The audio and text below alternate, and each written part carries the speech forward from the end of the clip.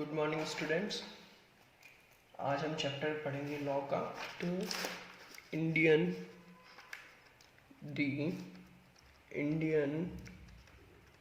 Contract act 1872 quick revision होगा। फटाफट इसमें जो भी होगा वो हम लोग देख लेंगे। अब पहले तो हम लोग ये देखते हैं कि इसमें इस चैप्टर में आने वाला क्या क्या है। जैसा कि मैंने इंट्रोडक्शन में बताया था, पहले तो अगर हम लोग कॉन्ट्रैक्ट फॉर्म करते हैं तो उसके लिए एलिमेंट्स कौन कौन से होंगे, मतलब क्या क्या चीज़ें रिक्वायरमेंट होगी जिससे कि वो एक वैलिड कॉन्ट्रैक्ट बने। ठीक है, उसके बाद यही same essentials of a valid contract. एक सही कॉन्ट्रैक्ट फॉर्म करने के लिए क्या क्या चीज़ें ज़रूरी होनी चाहिए वो भी हम इस चैप्टर में पढ़ेंगे। आगे टाइप्स ऑफ कॉन्ट्रैक्ट कितने तरह के होते हैं, बहुत तरह के होते हैं, वो हम इस चैप्टर में पढ़ेंगे आगे। उसके अलावा एग्रीमेंट, एनफोर्सेबिलिटी, जो मैंने कल आपको इंट्रो में बताया था, सेम वही चीज़ें हो गई इसमें। अब हम इसको ज़्यादा डिस्कस करने से अच्छा हम सीधा चैप्टर पे फोकस करते हैं। अपने को क्रैश कोर्स करना है और बहुत जल्दी सही चीज़ें पढ़नी है। तो आप सबके पास बुक होगी, आप सब वो बुक खोल लीजिए, क्योंकि हम लोग ICI मॉड्यूल और अपने नोट्स से ही पढ़ाते हैं। साथ साथ में हम लोग नोट्स बनाते रहेंगे और बाकी आप बुक खोल सकते हैं। तो शुरुआत में हम लोगों ने एक सबसे पहले तो यही टॉपिक आता है कि व्हाट इज़ अ कॉन्ट्रैक्ट क्या है। तो कॉन्ट्रैक्ट के हम लोग ये बोल सकते हैं एन एग्रीमेंट। कॉन्ट्रैक्ट की डेफिनेशन है ये, an agreement which is enforceable by law is known as contract. इसको हम यही बोल सकते हैं। अब इसमें दो टर्म आ गई कि एग्रीमेंट क्या होता है और एनफोर्सिएबल बाय लॉ क्या होता है। हमको तो यही नहीं पता कि कॉन्ट्रैक्ट क्या होता है, बट उसमें भी दो टर्म और आ गई, एग्रीमेंट क्या होता है और इन्फोर्सिएबल बाय लॉ क्या होता है। तो उसका भी अपने आगे एग्रीमेंट की डेफिनेशन दे रखी है, एनफोर्सिएबल बाय लॉ की डेफिनेशन दे रखी है। तो एग्रीमेंट की डेफिनेशन क्या दे रखी है, the term agreement given in section 2 clause E of the act is defined as। क्या बोलता है सेक्शन 2 क्लोज E कि every promise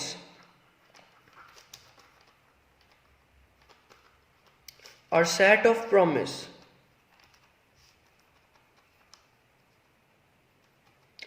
कोई भी वादे या वादों का समूह, हिंदी तो वैसे मैं साथ साथ में बोलता रहूँगा, बट एक अपने को समझने की बात है, चाहे वो इंग्लिश में समझो चाहे हिंदी में समझो। Every promise and every set of promises forming the consideration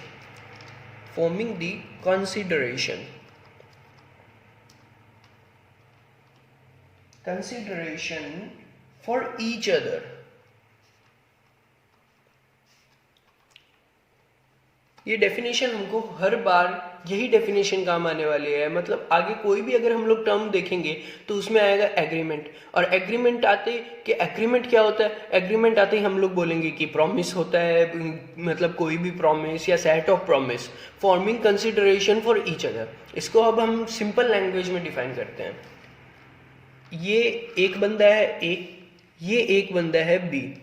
ठीक है, ए को पैसे की जरूरत है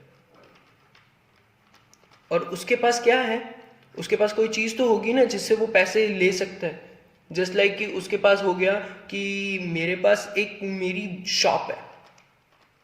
ठीक है, अब ए ने बी को प्रॉमिस किया, या फिर हम लोग बोल सकते हैं प्रपोजल दिया, या कुछ भी बोल दे कि भाई तू मेरी शॉप ले ले, बदले में मेरे को मनी दे दे, मेरे को अभी मनी की जरूरत है। और बी बोला हाँ भाई मेरे को शॉप की जरूरत है, तू मेरे से मनी ले ले। अब इन दोनों के बीच में ये एक वादा हो गया कि भाई मैं तेरे को अपनी दुकान दूंगा और तू मुझे पैसे देगा, ठीक है। अब ए और बी, ए के लिए कंसिडरेशन क्या हो गया, ए को पैसे मिल रहे हैं जिसके बदले वो अपनी दुकान बेच रहा है, तो ए के लिए तो कंसिडरेशन हो गया मनी, और बी के लिए कंसिडरेशन हो गया शॉप, क्योंकि उसको शॉप चाहिए।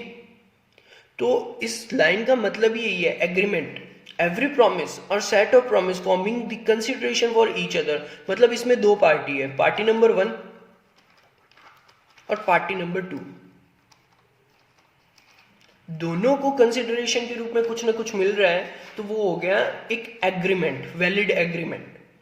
अब इसमें आगे कॉन्ट्रैक्ट की तरफ अगर हम लोग वापस जाएं तो एन एग्रीमेंट, एग्रीमेंट तो पता चल गया क्या होगा कि भाई दोनों के बीच में कंसिडरेशन हुआ है, वादा हुआ है, दोनों को एक दूसरे के बदले में कंसिडरेशन मिल रहा है, एग्रीमेंट का तो पता चल गया। बट कॉन्ट्रैक्ट, कॉन्ट्रैक्ट के लिए तो एनफोर्सेबल बाय लॉ। एक छोटी सी टर्म बोलता हूं, मतलब जो कानून के द्वारा माननीय है, मतलब कानून जिसकी अनुमति देता है, ऐसे एग्रीमेंट जिसको कानून अनुमति देता है वो हो गया एनफोर्सेबल बाय लॉ, ठीक है।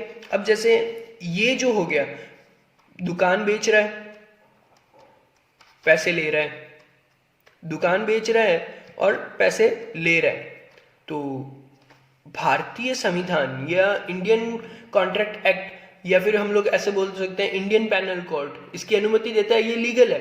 That means it is enforceable by law, it means it is a valid contract. तो बच्चों समझ में आ गया कि कॉन्ट्रैक्ट क्या होता है, कॉन्ट्रैक्ट किसे बोलते हैं। अब हम लोग इसमें आगे देखते हैं, तो एग्रीमेंट का बुक में एक छोटा सा और दे रखा है जिससे हम लोग इजीली समझ सकते हैं। Agreement is equal to proposal plus acceptance, ठीक है। और यही चीज हम लोग इसमें देख रहे हैं, ए प्रपोजल दे रहा है बी को कि मेरे पास शॉप है, मनी चाहिए, और बी क्या दे रहे हैं, अपनी एक्सेप्टेंस। तो क्या हो गया, ये एक एग्रीमेंट हो गया। अब दूसरा आगे देखें, कॉन्ट्रैक्ट। तो कॉन्ट्रैक्ट क्या बोलता है कि agreement plus enforceable by law, दोनों टर्म एकदम समझ में आ गए। अब कुछ कुछ कॉन्ट्रैक्ट ऐसे होते हैं, एक्सेप्शन बोल दो चाहे कुछ भी बोल दो, उनमें एनफोर्सिएबल बाय लॉ तो होता ही नहीं है। जस्ट लाइक सोशल कॉन्ट्रैक्ट, इसका हम लोग आगे भी देखेंगे, पर थोड़ा सा मैं बता दूं, सोशल कॉन्ट्रैक्ट होता है घरेलू कॉन्ट्रैक्ट। वैसे तो इसको आगे हम लोग डीप में पढ़ेंगे, ये मैंने पहले बता दिया। अब आगे हम लोग एक जो सबसे इंपॉर्टेंट टॉपिक है वो देख लेते हैं, वो है कि एग्रीमेंट और कॉन्ट्रैक्ट में डिफरेंस क्या है। Difference between agreement and contract. तो इसको सॉल्व करने का ना तरीका मैं बताता हूँ। एग्रीमेंट और कॉन्ट्रैक्ट के बीच में डिफरेंस, किसी में भी डिफरेंस आ जाए तो उसमें सबसे पहले पॉइंट ऑफ डिफरेंस, और उसके बाद अगर एग्रीमेंट है पहले तो एग्रीमेंट, और फिर है कॉन्ट्रैक्ट तो कॉन्ट्रैक्ट, ठीक है। इसका तरीका यही होना चाहिए जिससे मार्किंग ज़्यादा इजी मिल जाए हमने को और ज़्यादा अच्छे तरीके से मिल जाए। अब सबसे पहले तो इन दोनों में डिफरेंस के लिए बेसिस ऑफ पॉइंट जो बुक में दे रखा है वो यही होगा, मीनिंग। वैसे तो हमको भी पता चल गया मीनिंग में क्या है, कि इसमें हम लोग सीधा बोल सकते हैं किसी ने ऑफर दिया, उसने एक्सेप्ट किया तो वो एग्रीमेंट बन गया। बट वही एग्रीमेंट अगर लॉ से इन्फॉर्सिबल हुआ, लीगल ऑब्लिगेशन कंप्लीट कर रहा हुआ, that means it is a contract, ठीक है। अब आगे इसमें दूसरा दिए रखा है वो है स्कोप। तो इसका तो लिमिटेड स्कोप है, मतलब एग्रीमेंट का सॉरी एग्रीमेंट का स्कोप ज्यादा बड़ा है, कॉन्ट्रैक्ट का स्कोप कम है। It is a wider term, ये है जो बड़ी टर्म है, क्योंकि ये लीगल एग्रीमेंट, सोशल एग्रीमेंट, सभी चीजों को ये अपने अंदर, वो होते तो एग्रीमेंट ही है, चाहे एक कॉन्ट्रैक्ट बने चाहे नहीं बने। मतलब कुछ एग्रीमेंट ऐसे होते हैं जो कॉन्ट्रैक्ट बने भी और नहीं भी बने, दोनों बातें पॉसिबल है। भाई एक हम लोग ऐसे देखें कि ए के पास अगर हम लोग देखें इलीगली टाइप कि इसके पास ब्राउन शुगर है, ब्राउन शुगर बोले तो ड्रग्स, इसने ड्रग्स बेचे बी को, बी ने इसके बदले पैसे दिए, दोनों के बीच में कंसिडरेशन है, दोनों के बीच में क्या बोलते हैं ये ऑफर प्लस एक्सेप्टेंस भी है। एग्रीमेंट तो है बट ये कॉन्ट्रैक्ट नहीं है, क्यों? क्योंकि ये इन्फोर्सेबल बाय लॉ नहीं है। तो एग्रीमेंट है वो ज़्यादा बड़ा टर्म है। ये एग्रीमेंट तो है बट कॉन्ट्रैक्ट नहीं है। एक इसमें सबसे इम्पॉर्टेंट क्वेश्चन ये भी होता है कि ऐसा ज़रूरी है क्या जो एग्रीमेंट हो वो कॉन्ट्रैक्ट ही बने, या ऐसा ज़रूरी है क्या जो कॉन्ट्रैक्ट है वो एग्रीमेंट हो? तो मैं आपको इसका सिंपल सा लैंग्वेज में समझा दूं। एग्रीमेंट के बिना कॉन्ट्रैक्ट नहीं बनेगा और एग्रीमेंट के बिना कॉन्ट्रैक्ट बन ही नहीं सकता, ठीक है? बट ऐसा ज़रूरी नहीं है कि एग्रीमेंट हो पर वो कॉन्ट्रैक्ट हो। समझे मेरी बात? मतलब सिंपल लैंग्वेज में ये है कि कॉन्ट्रैक्ट बन रहा है तो उसकी प्रोसेस क्या चल रही है कि एग्रीमेंट तो होगा ही होगा, एग्रीमेंट प्लस एनफोर्सेबल। बट ऐसा तो कहीं जरूरी नहीं है ना कि एग्रीमेंट होने के लिए भी कॉन्ट्रैक्ट होना जरूरी है। अब समझ में आई मेरी बात? तो स्कोप में ये हो गया वाइडर टर्म, ये ज्यादा बड़ी टर्म है और ये छोटी टर्म है। ये कुछ कम चीजों को कवर करती है, ठीक है? अब आगे इसमें दे रखा है लीगल ऑब्लिगेशन। लीगल ऑब्लिगेशन का जैसे मैंने ये ड्रग्स का बताया, ये एग्रीमेंट तो है, इसका कोई ज़रूरी नहीं है कि ये लीगल ऑब्लिगेशन फॉलो करें या नहीं करें, बट कॉन्ट्रैक्ट ये लीगल ऑब्लिगेशन फॉलो करना ही पड़ेगा। आगे हम लोग इसमें आगे देखते हैं, सबसे लास्ट जो इसका टॉपिक दे रखा है बेसिस ऑफ डिफरेंस, वो है नेचर। नेचर में यही बात, all agreements are not contract, ये बहुत सही टर्म है। All agreements are not contract, ठीक है? और ऑल कॉन्ट्रैक्ट्स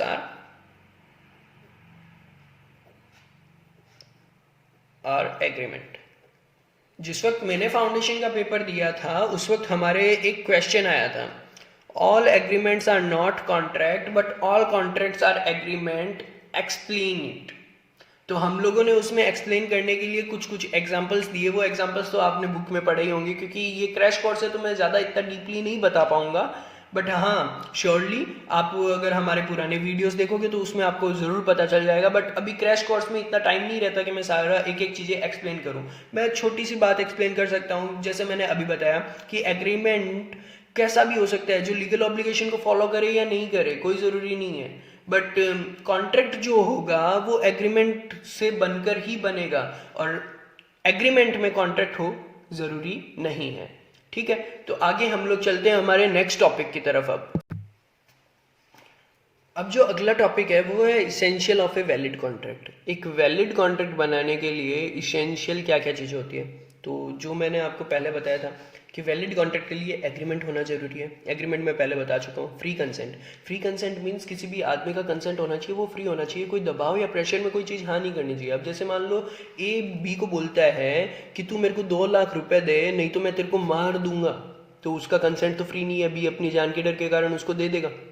तो ये क्या हो गया? फ्री कंसेंट नहीं है, तो ये वैलिड कॉन्ट्रैक्ट भी नहीं है। आदमी का फ्री कंसेंट होना बहुत ज़रूरी है।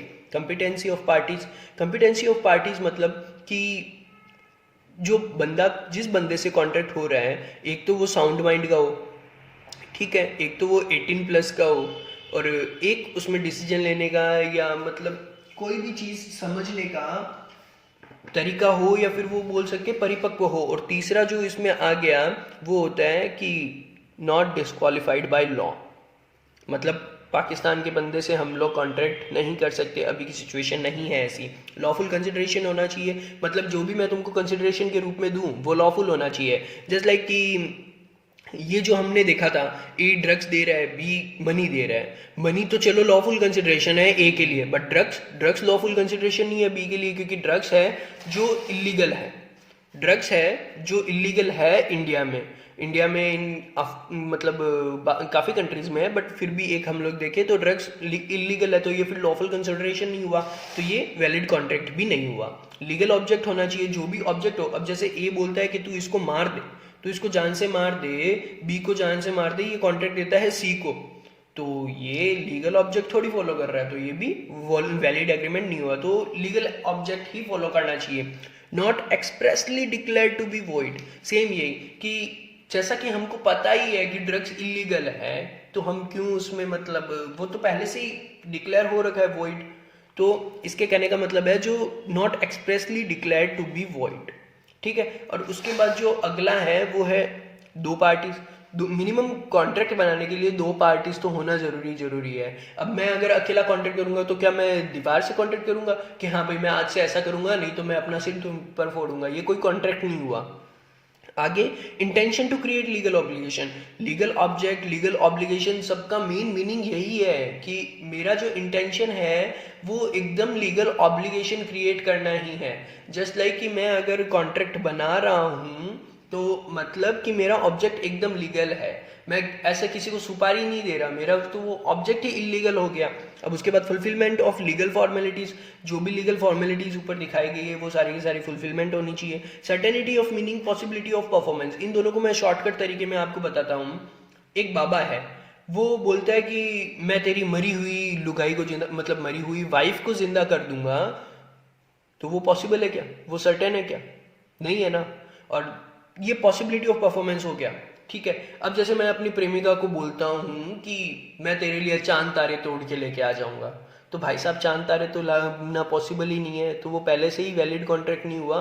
सर्टेनिटी ऑफ मीनिंग कि हाँ वो होना तो चाहिए, अनसर्टेन तो नहीं होना चाहिए। अब जैसे सर्टेनिटी ऑफ मीनिंग ऐसा हो गया कि मैं कोई कॉन्ट्रैक्ट कर रहा हूँ तो वो सर्टेन हो कि हाँ ये पूरा हो सकता है, अब जैसे हम लोगों ने कांटेक्ट किया कि मैं गंगा में कितनी लहरें चलती है उसका मतलब तेरे को गिन के बताऊंगा, तो वो तो भाई साहब सर्टेन ही नहीं है, वो तो अनसर्टेन है, वो तो हम लोग कैसे पूरा कर सकते हैं। तो जो काम हो सकता है वही वैलिड कॉन्ट्रैक्ट होता है। ये सारा डिफाइन जाता है section 10 of Indian contract act 1872। एक चीज ध्यान रखना बच्चों, मैं अभी सेक्शन का ज्यादा जिक्र नहीं कर रहा क्योंकि कुछ बच्चों को सेक्शन याद होते हैं, कुछ को नहीं याद होते हैं। तो जिसको सेक्शन एकदम अच्छी तरीके से याद है वो तो भाई बढ़िया है, वो जाके आप सेक्शन जरूर टीप के आना पेपर में। बट जिसको सेक्शन नहीं याद तो वो सेक्शन को मेंशन ही ना करे, सिर्फ थ्योरेटिकली ये इतना सारी चीजें बता दे जो ये यहाँ तक मैंने बताई है, और थोड़ा थोड़ा सा इनके बारे में डिस्क्रिप्शन दे देना, मतलब जस्ट लाइक कि ये एक दो पेज भर जाए, इससे आपका बेड़ा पार है। ठीक है, अब हम चलते हैं नेक्स्ट टॉपिक की तरफ आगे। तो अगला टॉपिक जो हमारे है वो है टाइप्स ऑफ कॉन्ट्रैक्ट फॉर्मेशन। देखो मैं जल्दी जल्दी में लिख रहा हूँ तो राइटिंग ऐसी हो रही है, और मैं एक बात वापस बोल देता हूँ, ये क्रैश कोर्स है तो पूरी चीज़ें तो हम नहीं बता पाएंगे, बट हाँ ये क्रैश कोर्स ही पढ़कर आप काफ़ी हद तक क्या 99% आप पूरे कोर्स को कवर कर लोगे और अच्छे से अच्छे नंबर स्कोर कर पाओगे। मैं ये मान रहा हूँ कि आपने एक बार का बुक पढ़ रखा है और मैं जल्दी जल्दी में आपको एक ओवरव्यू दे रहा हूँ कि ओवरव्यू एकदम बढ़िया तरीके से। तो हम इसमें टाइप्स ऑफ कॉन्ट्रैक्ट को देखते हैं on the basis of validity के बेसिस पे वैलिड कॉन्ट्रैक्ट जो मैंने आपको बताया था, सारे इसेंशियल वैलिड जो इसेंशियल है एक कॉन्ट्रैक्ट को फॉर्म करने के लिए, वो हो गया वैलिड कॉन्ट्रैक्ट। अब दूसरा वॉइड कॉन्ट्रैक्ट की डेफिनेशन है टू क्लोज जे में।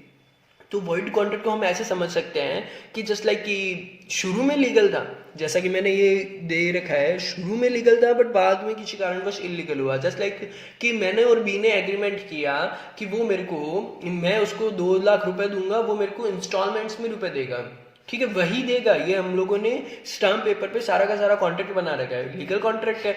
बट एट द टाइम उसने 10 किस्तें दी और 11वीं किस्त के बीच में वो लुढ़क गया, इट मीन्स कि वो उसकी डेथ हो गई, तो अब तो मैं किससे लूंगा, वो उसके साथ ही मेरी जो सारी की सारी कंसिडरेशन, सारी की सारी उसकी ऑब्लिगेशन खत्म हो गई, तो वो वॉइड कॉन्ट्रैक्ट हो गया। बट वो शुरू में तो लीगल था।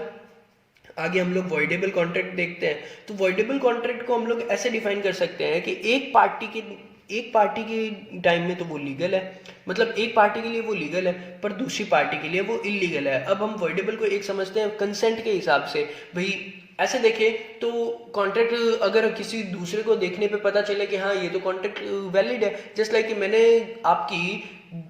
आपके सर पे बंदूक रख के बोला कि तू अपनी जमीन के पेपर मेरे नाम करेगा ही करेगा, मैं उसके बदले तेरे को इतने रुपए दे रहा हूँ, बट तेरा कंसेंट तो फ्री नहीं है ना इसमें भाई मेरे, तेरा कंसेंट फ्री नहीं है। बट एक पार्टी के लिए तो ये लीगल है और दूसरी पार्टी के जिसके पास इसका मतलब जिसके लिए इसका कंसिडरेशन वो क्या बोलते हैं, जिसका कंसेंट फ्री नहीं है, तो उसके लिए तो ये इलीगल हो गया ना। तो ये हो गया voidable contract. Illegal agreement illegal contract बताने की मेरे को जरूरत नहीं लग रही।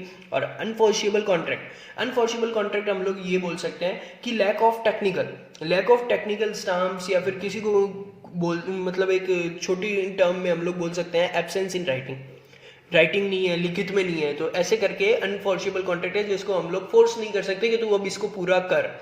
ठीक है, अब आगे हम लोग इसमें दूसरा देखते हैं, on the basis of formation types of contract क्या क्या होते हैं। एक्सप्रेस कॉन्ट्रैक्ट जो लिखित में हो गया, ओरल हो गया, जस्ट लाइक कि हाँ मैंने तुमको बोल के कॉन्ट्रैक्ट दे दिया कि मैं अपनी दुकान बेचूंगा, तू मेरे को पैसे देगा, ये हो गया express contract. Implied contract, implied contract ये हो गया हम मतलब कहीं बाहर जा रहे हैं, सड़क पर एक शूज पॉलिश करने वाला है, हमने उसके पास मतलब उसने हमारे शूज पॉलिश किए, तो ये इम्प्लाइड है कि अब हम उनको पैसे देने पड़ेंगे। पार्किंग में गाड़ी खड़ी करी, कोई बच्चा आया उसने पार्किंग में गाड़ी हमारी साफ की, तो ये इम्प्लाइड कॉन्ट्रैक्ट है कि हमको उसको पैसे देने पड़ेंगे। ऐसे ही दो चार एग्जांपल और जो आपको बुक में मिल जाएंगे। अब क्वासी कॉन्ट्रैक्ट, क्वासी कॉन्ट्रैक्ट का मतलब हो गया कि मैं सड़क पे चल रहा हूँ, मेरे को एक पर्स मिला, वो पर्स मिस्टर ए का है, तो मेरा ये ऑब्लिगेशन बनता है कि मैं मिस्टर ए को पर्स लौटाऊं, ऑब्लिगेशन बनता है मेरा ये। तो ये क्या हो गया, क्वासी कॉन्ट्रैक्ट हो गया, अनजाने में कॉन्ट्रैक्ट हो गया, मतलब मैंने जानबूझकर तो कॉन्ट्रैक्ट किया ही नहीं, बट अनजाने में जो कॉन्ट्रैक्ट हो गया उसको हम लोग क्वासी कॉन्ट्रैक्ट बोल सकते हैं, एकदम सिंपल लैंग्वेज में।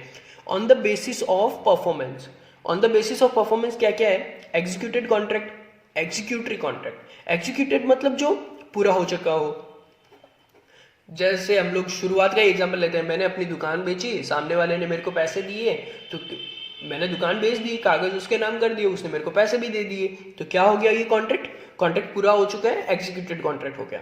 एग्जीक्यूटरी कॉन्ट्रैक्ट मतलब जो पूरा होना बाकी है। अब इसमें भी दो आ गए, एक यूनिलेटरल और एक बायलेटरल। यूनिलेटरल मतलब एक साइड से तो वो पूरा हो चुका है, एक साइड से वो अधूरा है, और बायलेटरल मीन्स दोनों साइड से वो अधूरा है, दोनों साइड से अभी तक पूरा हुआ नहीं है। तो ये हो गया executory contract. Types of contract में सिर्फ इतना ही था। अब चलते हैं नेक्स्ट टॉपिक की तरफ। एक मैं इसमें कहना भूल गया, ये एक इंपॉर्टेंट डिफरेंस है, डिफरेंस वैसे सारे इंपॉर्टेंट है बट एक बार एग्जाम से पहले इसको देख लेना, difference between void and voidable. और इसमें बहुत सारे केस लॉज भी है, वैलिड कॉन्ट्रैक्ट या किसी में भी अगर देखें, और जो अपने पीछे जो हम लोगों ने किया था ये क्या कि essential of a valid contract, अगर हम लोग वैलिड कॉन्ट्रैक्ट बनाए तो उसके लिए इसेंशियल एलिमेंट, उसमें केस स्टडी थी जैसे बाल्फोर वर्सेस बाल्फोर, और भी बहुत सारी थी जो हम लोगों ने अभी डिस्कस नहीं की। वैसे मैं एक अलग वीडियो बनाऊंगा जिसमें हम लोग सिर्फ केस स्टडी के डिसाइड करेंगे, सिर्फ केस स्टडी ही, एक अलग वीडियो में सारी केस स्टडी को ही हम लोग सॉल्व करेंगे। अभी केस स्टडी नहीं ले रहे हैं, आपको थ्योरेटिकल नॉलेज दे रहे हैं पूरा का पूरा, केस स्टडी भी जरूर लेंगे, डोंट वरी अबाउट इट। सो अब चलते हैं हमारे नेक्स्ट टॉपिक की तरफ। सो स्टूडेंट्स, अब अपने पास आ गया अगला टॉपिक, टाइप्स ऑफ ऑफर। तो ये भी हम लोग फटाफट देख लेते हैं। टाइप्स ऑफ ऑफर में general offer, general offer means general किसी कोई भी उसको एक्सेप्ट कर सकता है। इसके बारे में एक फेमस केस लो है, कार्लिल वर्सेस कार्बोलिक स्मोक बोल, जैसा कि आप सबने पढ़ रखा होगा, कार्लिल वर्सेस कार्बोलिक स्मोक बोल। उसमें क्या हुआ था, कार्लिल कंपनी ने डायरेक्ट जनता को ऑफर दिया था कि हमारी स्मोक बोल से एक उस वक्त कोई बीमारी चली थी, नाम मेरे को पूरा याद नहीं है, बट जब केस स्टडी डालेंगे तब उसमें मैं आपको बता सकता हूँ, बता दूंगा एकदम अच्छे से पूरा रीड करके। और अभी फैक्ट गलत बोलूंगा तो इंप्रेशन गलत पड़ेगा और आपको भी थोड़ा सा टिपिकल होगा समझने के लिए। मैं एग्जैक्ट केस स्टडी जब डालूंगा उसमें सारे के सारे ये टॉपिक कवर कर दूंगा। जनरल ऑफर में ये हो गया कि जनरल पब्लिक में से कोई भी उस ऑफर को एक्सेप्ट कर सकता है। जस्ट लाइक कि मैं कुश्ती के मैदान में खड़ा हूं, मैंने बोल दिया कि किसी में हिम्मत है तो आओ मेरे को हरा दो, तो किसी में मतलब कोई भी उसको एक्सेप्ट कर सकता है। स्पेसिफिक ऑफर, स्पेसिफिक ऑफर मतलब किसी एक पर्सन को स्पेसिफिकली दिया गया हो। जस्ट लाइक कि मैंने सामने वाले को सीधा कुश्ती के अखाड़े में खड़ा हूँ, सामने जो मेरे को बंदा है, तू आके मेरे को हराएगा तो हरा सकता है क्या, तो वो हो गया स्पेसिफिक ऑफर, आके मेरे को हरा।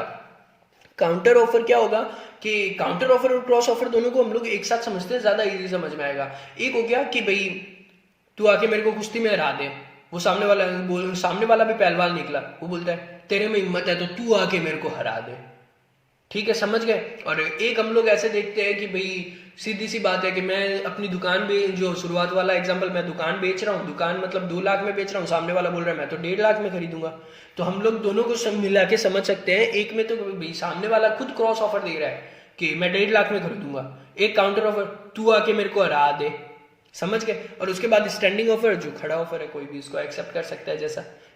तो उसके बाद जो अगला टॉपिक आ गया वो हो गया essential of a valid offer.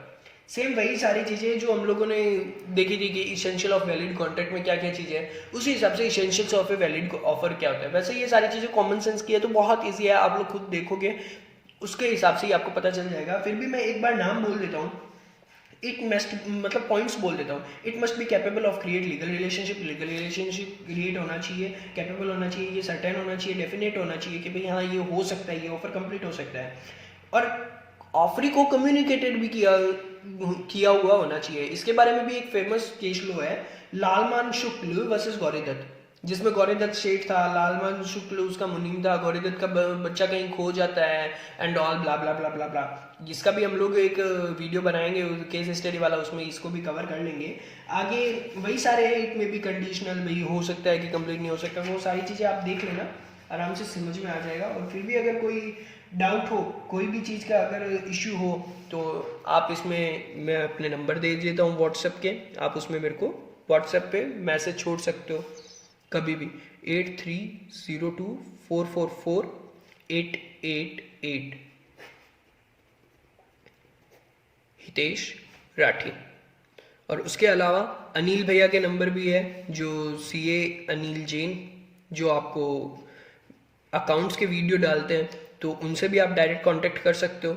उनके नंबर मैं लास्ट में वीडियो में या फिर उनको बोल दूंगा, वो अपने वीडियो मतलब वीडियो के डिस्क्रिप्शन में या कैसे भी वो अपने नंबर डाल देंगे। और बाकी लॉ के लिए आप कभी भी कोई भी चीज़, ऐसे तो किसी भी चीज़ में कोई भी डाउट हो, तो आप एवरी टाइम कभी भी आप मेरे को व्हाट्सएप पे मैसेज छोड़ सकते हैं, मैं सीन करते ही आपको रिप्लाई दे दूंगा, आपको समझा दूंगा वो टॉपिक, ठीक है। तो इन बातों में टाइम वेस्ट नहीं कर सकते, हम लोग आगे टॉपिक करते हैं। जैसे ये सारी चीज़ें कंप्लीट हुई, आगे आता है what is invitation to offer. एक जो क्वेश्चन है इनवाइटेशन टू ऑफर, आपने अगर हमारा इंट्रोडक्शन वीडियो देखा होगा तो उसमें हम लोगों ने जो 5 चैप्टर बताए थे, उसमें सेल ऑफ गुड्स एक्ट भी था। तो उसमें जब मैंने बताया था कि ये भी मैं कॉन्ट्रैक्ट में ही इंक्लूड करने वाला हूँ, रीजन बिहाइंड द सीन, क्योंकि वो है एक इनविटेशन टू ऑफर। मैं शॉप खोलकर बैठा हूँ, तो मैं आपको ये नहीं बोल रहा कि आप मेरे से सामान ले जाओ, ये ले जाओ, वो ले जाओ। मैं बोल रहा हूँ कि आप आकर मेरे को ऑफर दो कि मुझे आपसे सामान चाहिए।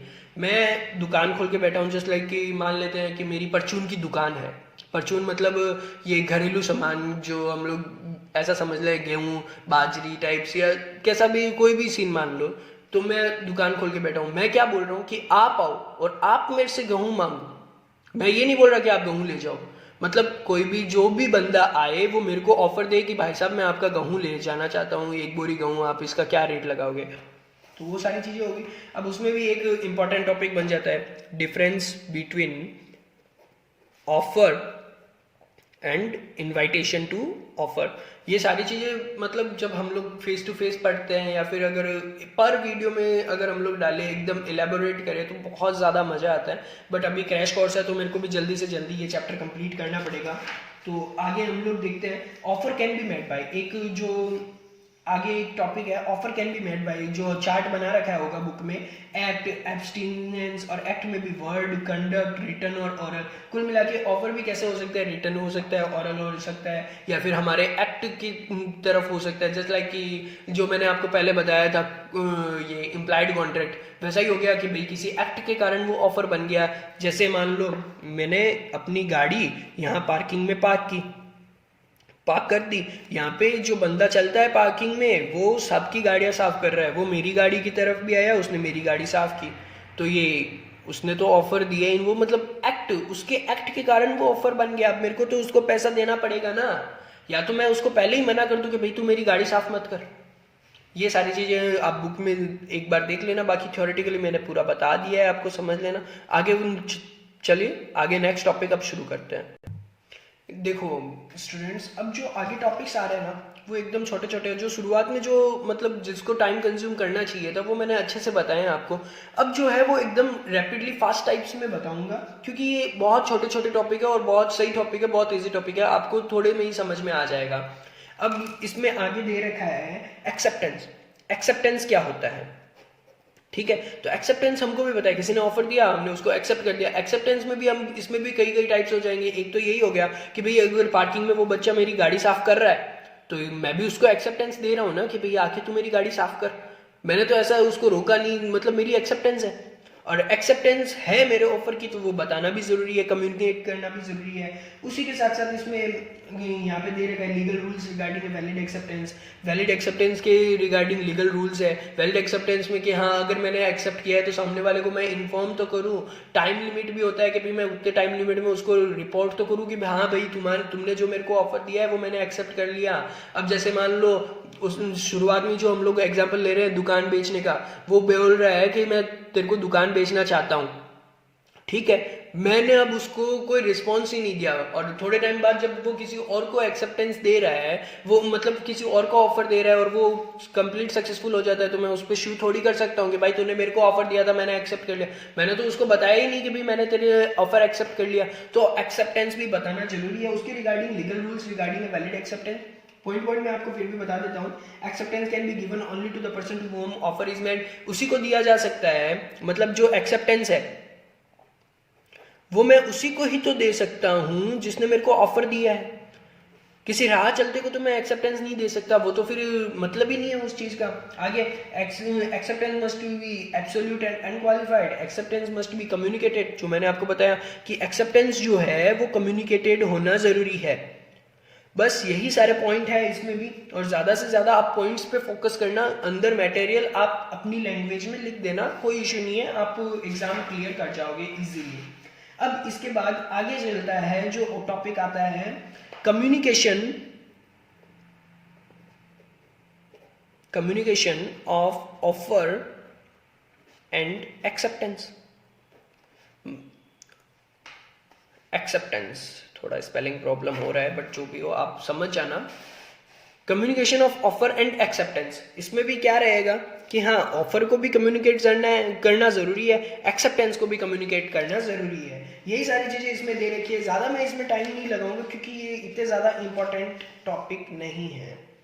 अब कम्युनिकेशन ऑफ परफॉर्मेंस।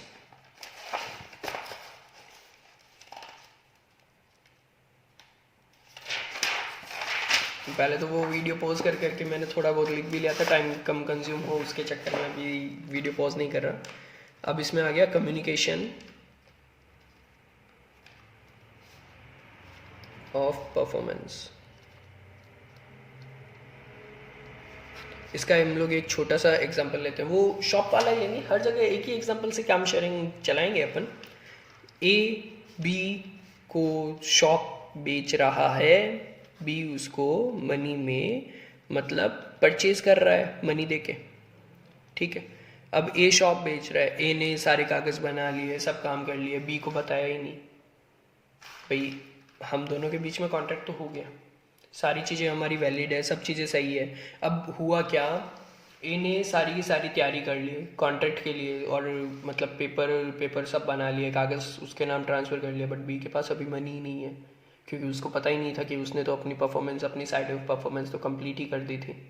तो ये सारी चीज़ें इसमें बता रही है फ्रॉम द व्यू पॉइंट, मतलब कम्युनिकेशन ऑफ परफॉर्मेंस भी उसमें from the view point of proposal, from the other view point of acceptor himself. और उसके बाद कार्लिल वर्सेस कार्बोलिक स्मोक बोल, इसमें भी एक केस लो दे रखा है जिसमें ये केस लो बहुत ज़्यादा बढ़िया है, बहुत ज़्यादा ईजी है। तो इसका थोड़ा सा मैं बता देता हूँ। एक कंपनी थी, कार्लिल कंपनी थी, उसने क्या, कार्बोलिक स्मोक बोल एंड कंपनी थी, उसने क्या किया, अपनी स्मोक बोल बनाई। उस वक्त एक बहुत ही फेमस बीमारी चल रही थी उस वक्त, मेरे को बीमारी का नाम नहीं याद। तो उसने बोला था कि आप हमारी ये मेडिसिन परचेज करो और इससे अगर आपको फ़ायदा नहीं हो तो आपको इतने पैसे हम लोग सामने देंगे। ये जनरल पब्लिक की तरफ और इश्तिहार में उन लोगों ने ऑफ़र दिया था, ठीक है। अब कोई बंदा सीधा का उस ऑफर को एक्सेप्टेंस कर लिया, वो कैसा होगा, कम्युनिकेशन ऑफ परफॉर्मेंस। मतलब अगर वो उस मेडिसिन को परचेज कर रहा है दैट मीन्स कि वो कॉन्ट्रैक्ट में एंटर हो गया है क्योंकि सामने वाले ने ऑफर दे रखा था। ये हम लोग केस लॉ बहुत ब्रीफली डिस्कस करेंगे, एक वीडियो पूरा केस लॉस पे ही बनेगा। अभी मैं इसमें टाइम वेस्ट नहीं करता। अब आगे जो इस टॉपिक में दे रखा है revocation of offer and acceptance. अगर मान लो कि मेरे को अब दुकान बेचनी नहीं है, पहले मेरे को दुकान बेचनी थी, अब मेरे को दुकान बेचनी नहीं है, तो मैंने अपना ऑफ़र क्या किया, रिवोक कर लिया। उसी को बोलते हैं ऑफर रिवोकेशन। ऐसे ही बी ने क्या किया कि भाई मैं तेरे को पैसे दे रहा हूँ शॉप के बदले, बट बी बाद में बोलता है कि मैं पैसे नहीं दूंगा, मैं तुम्हारी शॉप खरीदूंगा भी नहीं, तो एक्सेप्टेंस क्या हो गई, रिवोक। इसमें भी अगर कई कंडीशन ऐसी आती है जिसमें लॉ बोलता है कि आप अपने ऑफर को रिवोक करो या एक्सेप्टेंस को रिवोक करो, ये सारी चीज़ें हैं इसमें जो आप थोड़ा बहुत पढ़ लेना। अब इसमें आगे चलते हैं, क्वेश्चंस आप खुद देख लेना। और उसके बाद आता है अब ये सेकंड यूनिट 2, कंसिडरेशन, जो मैंने आपको पहले ही बताया था कि कंसिडरेशन, वैसे तो मेन जो चैप्टर था वो यही चैप्टर था। अब आगे जो भी है बुक में वो एकदम इजीली है, बहुत ज़्यादा सही है और बहुत ईजी है, एकदम ध्यान से। अगर बुकिश लैंग्वेज में जाओगे तो बहुत ज़्यादा टाइम लगने वाला है, समझ में भी नहीं आएगा, बहुत सारी चीज़ें होगी उसमें। सेकंड यूनिट में सिर्फ कंसिडरेशन चैप्टर है, कंसिडरेशन का नाम दे रखा है सेकंड यूनिट, और उसमें भी कंसिडरेशन का हम लोग छोटे से रूप में अगर हम लोग डिस्कस करें तो समथिंग इन रिटर्न, जो कि हर एक वैलिड कॉन्ट्रैक्ट में ज़रूरी है। जस्ट लाइक ए, हम एग्जांपल ए के रखेंगे आप देख लेना, फिर भी ए शॉप बेच रहा है बी को, बी मनी दे रहा है, दोनों के बीच में क्या है, बी के लिए शॉप कंसिडरेशन है, ए के लिए मनी कंसिडरेशन है। समझ गए? तो ये हर जगह इस चैप्टर में सिर्फ यही है, बाकी मैं थ्योरेटिकली आपको बता देता हूँ इसमें क्या क्या दे रखा है, ठीक है। और एक चीज और, सेक्शन 25 जो इस चैप्टर में इंपॉर्टेंट है, section 25 of Indian contract act 1872 की नो कंसिडरेशन नो कॉन्ट्रैक्ट, ठीक है। अब जो हम लोग शुरुआत में एक्सेप्शन वाले केसेस में हम लोग जैसे देखते हैं सोशल एग्रीमेंट, जिसको मतलब वो एनफोर्सेबल ही नहीं करता, उसमें ये चीज़ थोड़ी सी ऊपर नीचे हो सकती है, वो भी एक एक्सेप्शनल है जो इसमें दे रखा होगा, एक्सेप्शन। जस्ट लाइक कि नेचर, लव एंड अफेक्शन, वो चीज़ आपको ज़्यादा पता होगी क्योंकि आपने पढ़ रखा होगा ऑलरेडी। मैं यही मान रहा हूँ कि आपने ये सारी चीज़ें पढ़ रखी होगी। एक्सेप्शन में क्या आएगा, नेचुरल लव एंड अफेक्शन, वो आ गया। टाइम बार्ड डेट,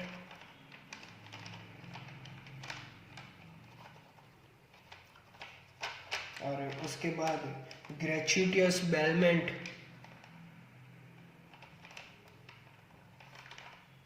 ये भी आएगा टाइप ऑफ कॉन्ट्रैक्ट्स में, ये सारी चीज़ें आने वाली, gratuity, बेलमेंट्स, contract of agency,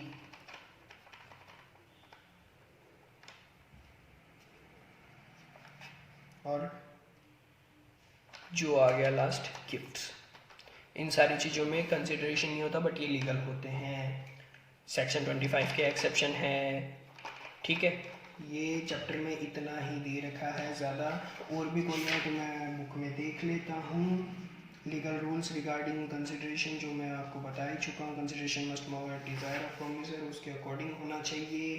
consideration need not to be adequate, may be past, present और future, executed or executory, may move from promisee or any other persons, ये issued by a third party to a contract in case of trust, case of family settlement।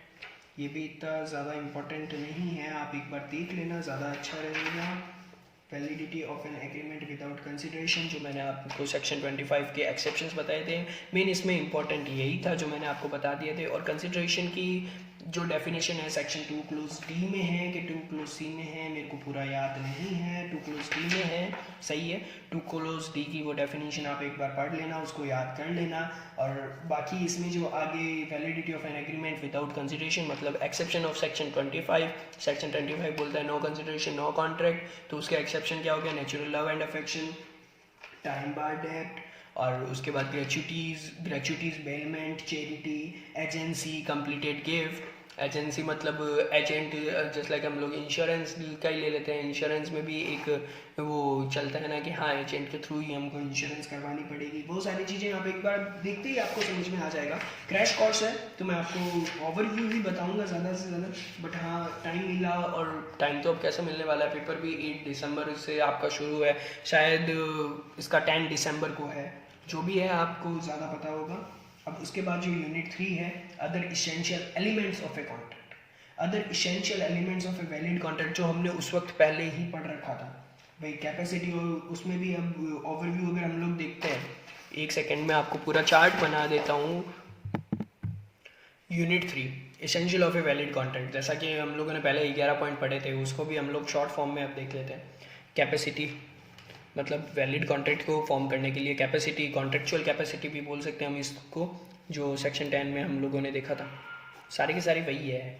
Major, person जो contract में enter हो रहा है वो 18+ होना चाहिए, वो साउंड माइंड होना चाहिए और नॉट डिस्क्वालीफाइड बाई लॉ होना चाहिए। Not disqualified by law just like कोई क्रिमिनल नहीं होना चाहिए। भाई कोई क्रिमिनल है उसके साथ आप कॉन्ट्रैक्ट कर रहे हो, वो तो वैसे ही वर्ड हो गया। अब आगे free consent not caused by, मतलब आदमी का फ्री कंसेंट होना चाहिए जो इनके कारण नहीं होना चाहिए। Coercion, undue influence, fraud, misrepresentation, mistake. अब इसका मैं आपको जनरली समझा देता हूँ। भाई फ्री कंसेंट कैसे कैसे दबाया जा सकता है, वो इन सब में लागू हो जाएगा। कोइर्सन हो गया उत्पीड़न, इसको हिंदी में हम लोग बोलते हैं उत्पीड़न। उत्पीड़न का मतलब हो गया भाई कोरिजन का, मैं एक गुंडा हूँ, बी से, ए है जो गुंडा है, ए को बी से शॉप चाहिए या उसकी ज़मीन चाहिए, तो ए क्या करता है, बी के बेटे या बी की बेटी सी को उठा लेता है और धमकी देता है कि मैं इसको मार दूंगा नहीं तो तू मेरे को ये शॉप बेच दे। तो ये हो गया कोइर्सन, किसी एक को मतलब दबा के या किसी एक का मतलब गलत यूज़ करके, उसकी कमज़ोरी का यूज़ करके हम लोग उससे ख़रीद रहे हैं। तो उससे इसका कंसेंट है, बी का कंसेंट है वो फ्री, नॉट फ्री कंसेंट है।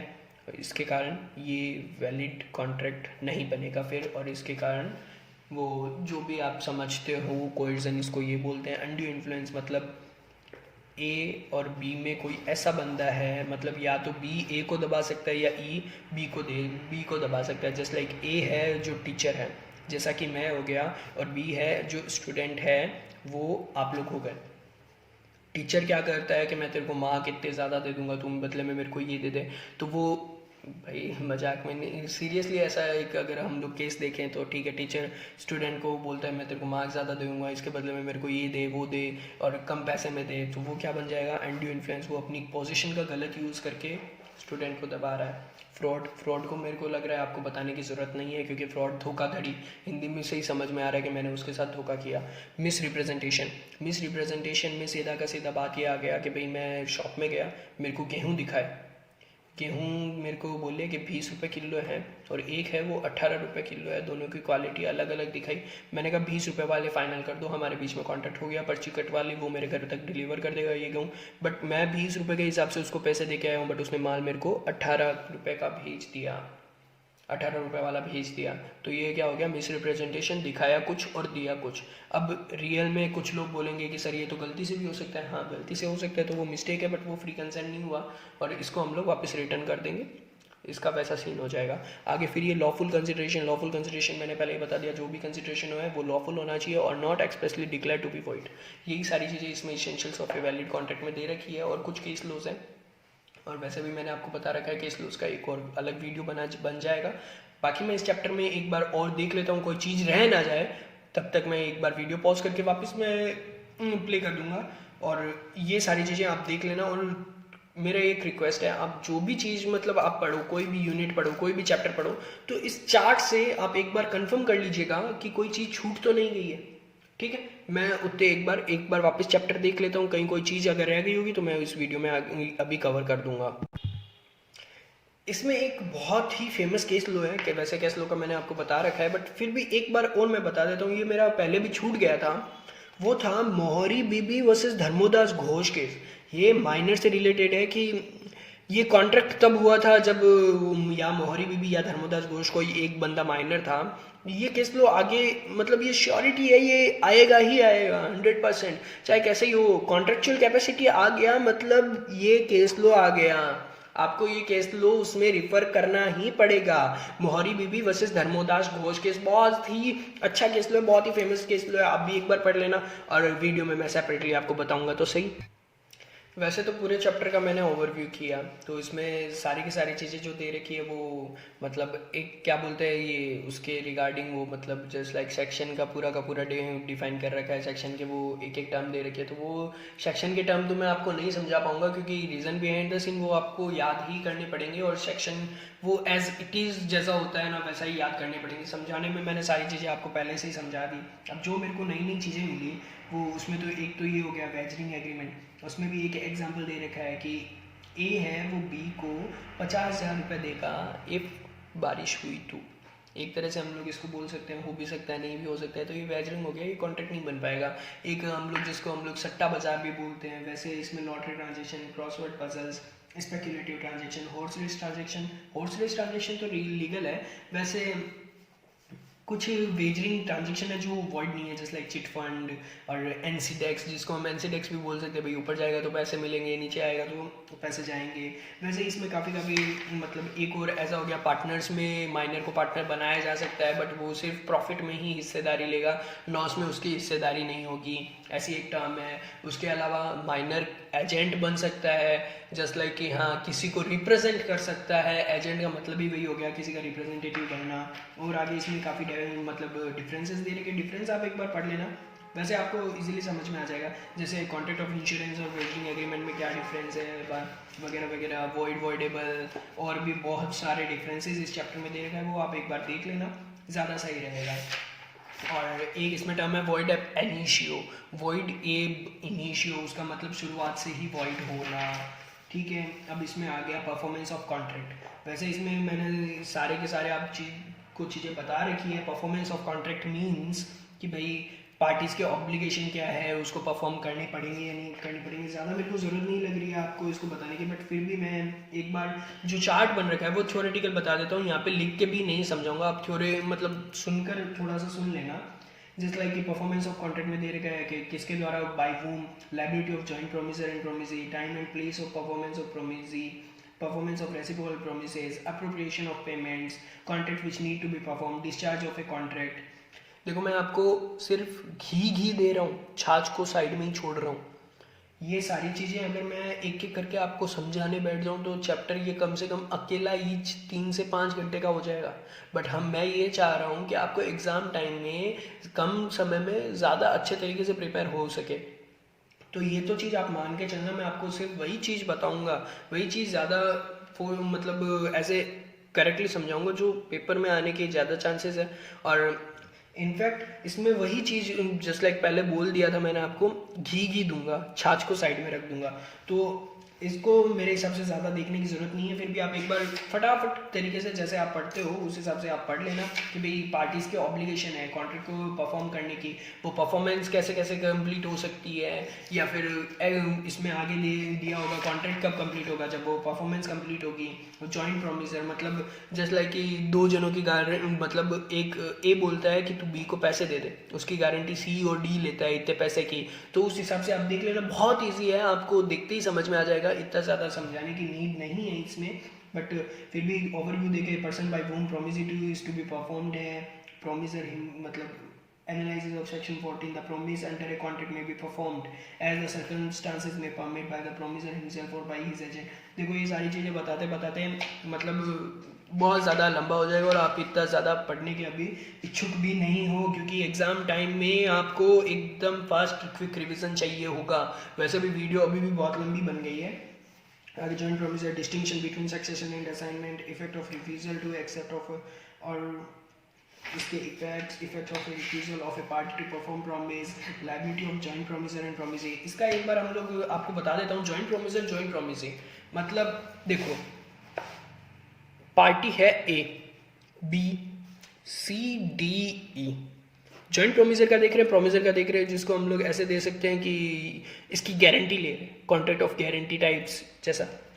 ए B C D E, A B मतलब सी और डी ए को बोलते हैं, सी और डी को लेते हैं एक बार, सी और डी ए को बोलते हैं कि तू इसको 2 लाख रुपए दे दे, हम 50-50 की गारंटी लेते हैं।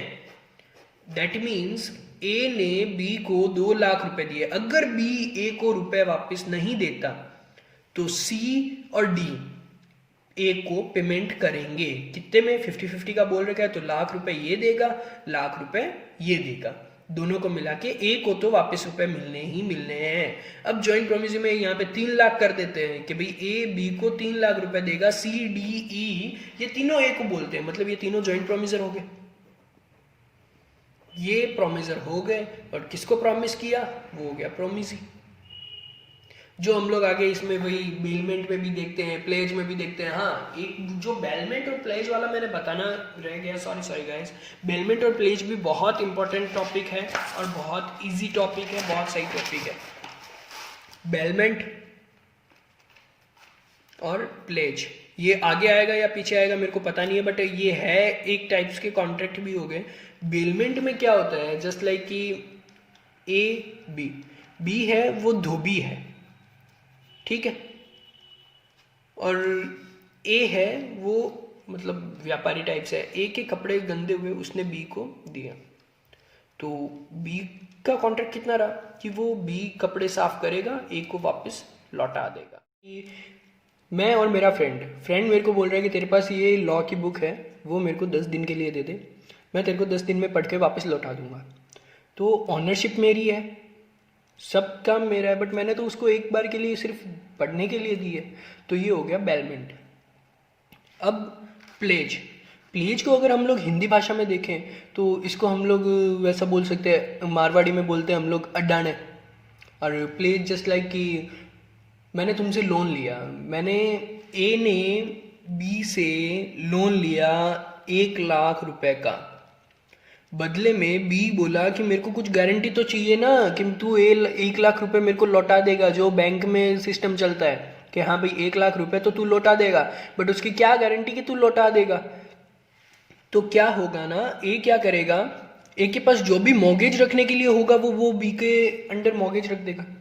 जस्ट लाइक कि मेरे पास दुकान के कागज़ ऐसे ही पड़े हैं अभी, मैं उसको रुपए तो लौटा ही दूंगा, जब मैं रुपए लौटाऊंगा तब वो मेरे को कागज़ वापस दे देगा, तब तक उसके पास कागज़ की पोजीशन रहेगी, बट ऑनरशिप अभी तक ट्रांसफ़र नहीं हुआ है। इसमें जो रूल्स चलते हैं, जो प्रोविजंस चलते हैं ना सेक्शंस के, वो ऐसे चलते हैं, वो आप जब देखोगे आपको पता चल जाएगा। रूल्स रिगार्डिंग बेलर बेली और प्लेज का प्लेजर प्लेजी, तो इन दोनों का मतलब सिस्टम ऐसा रहेगा कि जो बेलर होगा और जो बेली होगा उनके राइट्स क्या होते हैं, ऑब्लिगेशन क्या होंगे। और बेलर में भी जस्ट लाइक कि हाँ ऑनरशिप मेरी ही है, मैंने तो सिर्फ तेरे को पढ़ने के लिए दिया है, इसका मतलब ये नहीं है कि तू किसी आगे किसी और को बेच दे।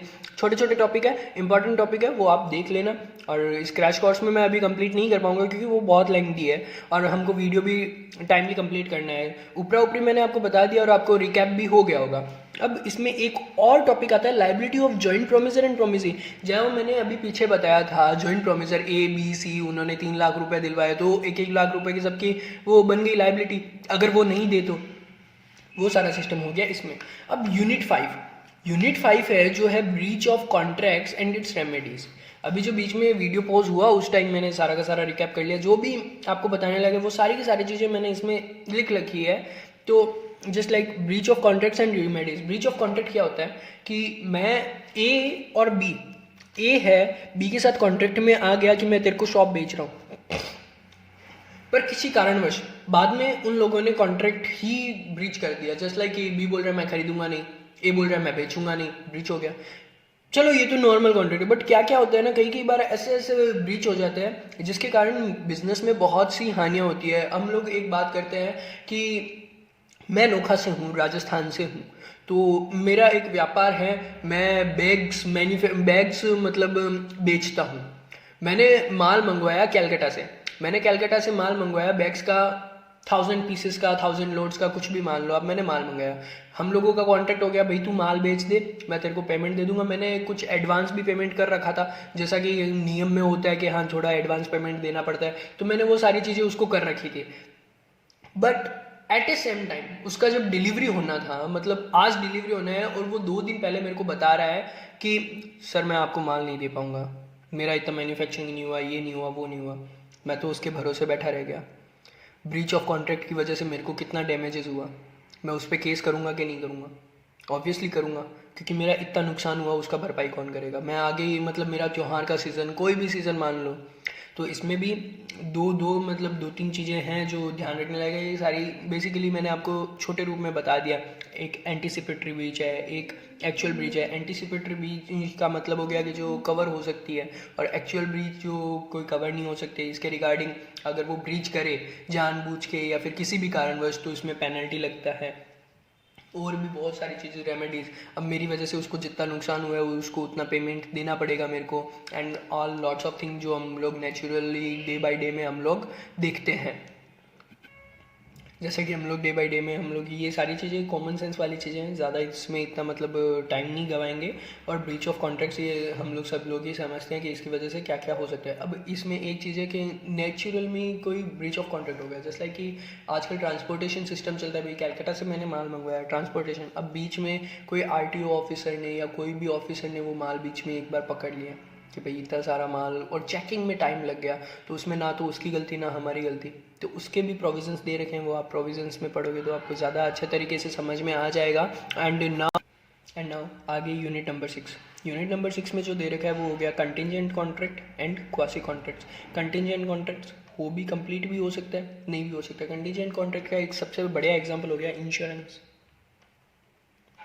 इंश्योरेंस में क्या होता है, मतलब आदमी अगर मरेगा तभी पेमेंट मिलेगा, या फिर अगर फायर इंश्योरेंस कराया तो फायर अगर लगेगी तो ही उसको पेमेंट मिलेगा, तो ही उसको क्लेम मिलेगा, वो प्रीमियम तो बढ़ता जाता है। ये भी एक तरह का कंटिजेंट कॉन्ट्रैक्ट हो गया। बहुत से टाइप से जो आपको उसमें देखने को मिलेंगे। मेन कंटिजेंट का मतलब क्या होता है, हो भी सकता है कोई काम, हो भी सकता है नहीं भी हो सकता, वो हो गया कंटिजेंट कॉन्ट्रैक्ट। सिंपल लैंग्वेज में सिर्फ इतना ही है। और क्वासी कॉन्ट्रैक्ट जैसा कि मैंने पहले भी बता दिया, ना मैं कांटेक्ट में आना चाहता हूँ ना सामने वाला इम्प्लाइड कर रहा है, बट हम लोगों का एक्शन या एक्ट ही कुछ इस हिसाब से क्रिएट हो गया ना कि हम दोनों आपस में कॉन्ट्रैक्ट में घुस गए। ए है वो बी से कॉन्ट्रैक्ट करना ही नहीं चाह रहा, बी है वो भी ए से कॉन्ट्रैक्ट करना नहीं चाह रहा या बोलना नहीं चाह रहा, जो भी आप समझते हो आप अपनी लैंग्वेज में वो चीज़ आप देख लो। बट क्या करता है ना, बी कुछ ऐसा एक्ट करता है कि ए कॉन्ट्रैक्ट में आने के लिए मजबूर हो जाता है, और बी और ए अनजाने में दोनों कॉन्ट्रैक्ट में आ जाते हैं। उसको बोलते हैं क्वासी कॉन्ट्रैक्ट। थोड़ा सा टिपिकल लैंग्वेज हो गई ना, आई नो। जो मैंने आपको पहले बताया था, एक ही गाड़ी है, एक ही कार है, वो पार्किंग स्पेस में पार्क है। बी है जो वहाँ सब गाड़ियों पे पॉलिश करता है और गाड़ी साफ़ करता है, ठीक है।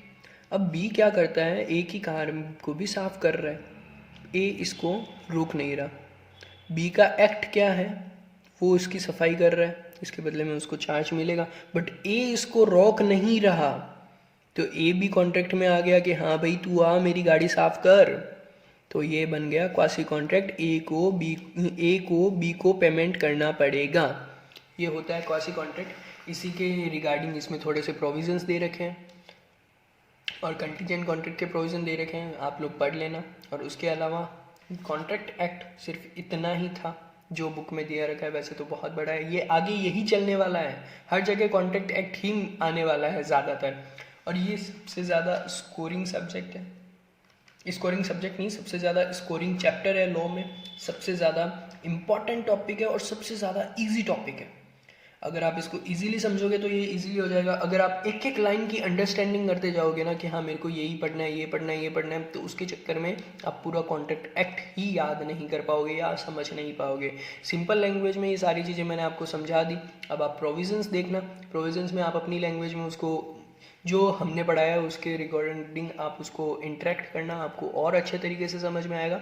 बाकी ओवरऑल चैप्टर का कंक्लूज़न था वो सिर्फ इतना ही था।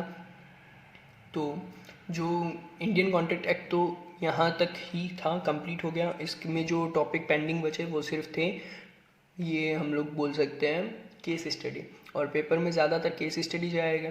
अभी ये आपको थ्योरेटिकल समझा दिया, एक और वीडियो बनाऊंगा मैं जिसमें सिर्फ केस स्टडी होगी कॉन्ट्रैक्ट एक्ट की, अदर जितने भी सेल ऑफ गुड्स एक्ट है चाहे कोई भी है उन सब का मतलब एक अलग से सिर्फ मतलब क्या बोलते हैं ये आ जाएगा, ये केस स्टडी, केस लॉस और केस स्टडी को सॉल्व करने का भी तरीका, केस स्टडी को कैसे सॉल्व करेंगे, क्या करेंगे, वो सारी चीज़ें उसे एक वीडियो में कवर हो जाएगी। ये क्रैश कोर्स है, ज़्यादा टाइम नहीं लगेगा, आप एग्ज़ाम से एक दिन भी पहले भी पढ़ लोगे तो आई एम श्योर कि आपके सारे डाउट्स क्लियर हो जाएंगे।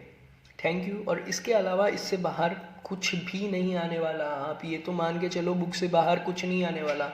और ये सारा जो मैंने मटेरियल आपको अभी तक समझाया है ये पूरा का पूरा बुक से ही है। So guys, Indian contract act हो गया कंप्लीट, और ये आपका वीडियो ज़्यादा लंबा नहीं, ऑलमोस्ट 1 आवर का बना होगा। बाकी सारे वीडियो छोटे छोटे आएंगे क्योंकि वो टॉपिक छोटे हैं, कंपनीज एक्ट थोड़ा बड़ा है तो वो बड़ा वीडियो आएगा। बाकी नेक्स्ट वीडियो के लिए तब तक bye, thank you very much.